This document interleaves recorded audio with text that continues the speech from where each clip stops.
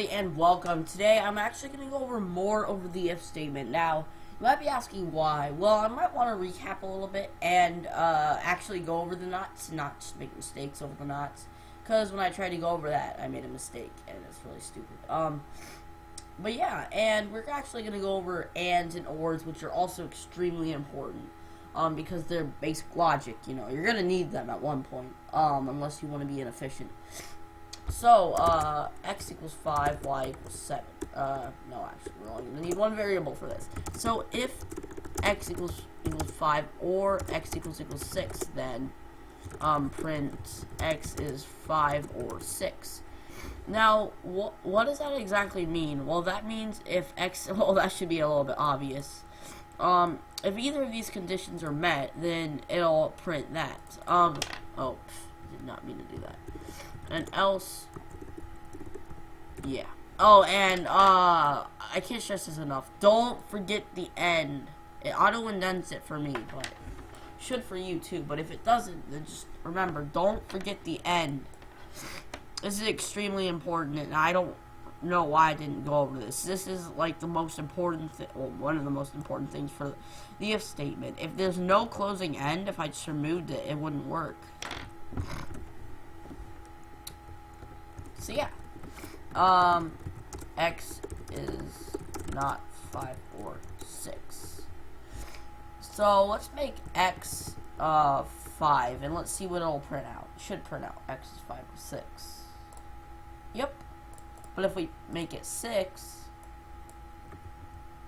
then it won't print that. It's gonna print x is 5. Well, yeah, I'll actually print that. Sorry, that was stupid.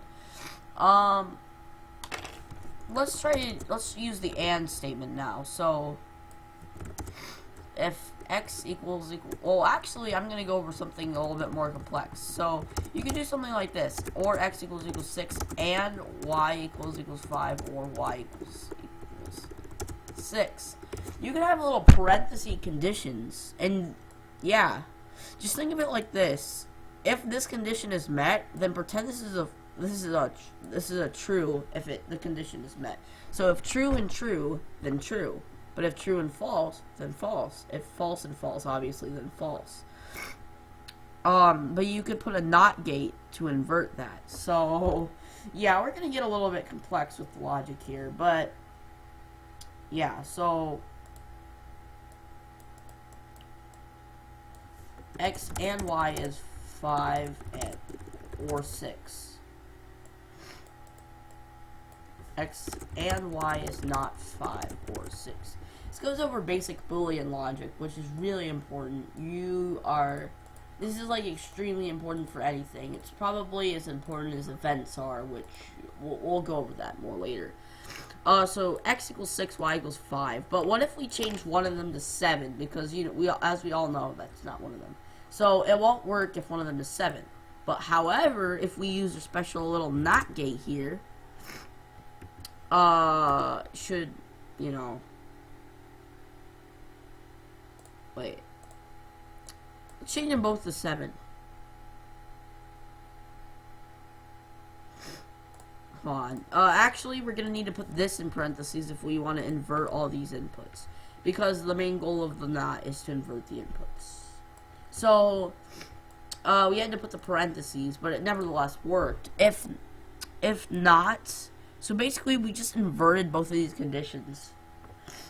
And yeah, so I don't see why you'd want to do that for this case, but I mean, I guess, I don't know. It starts to get complex. You could do a lot of stuff with if gates. I mean, not if what?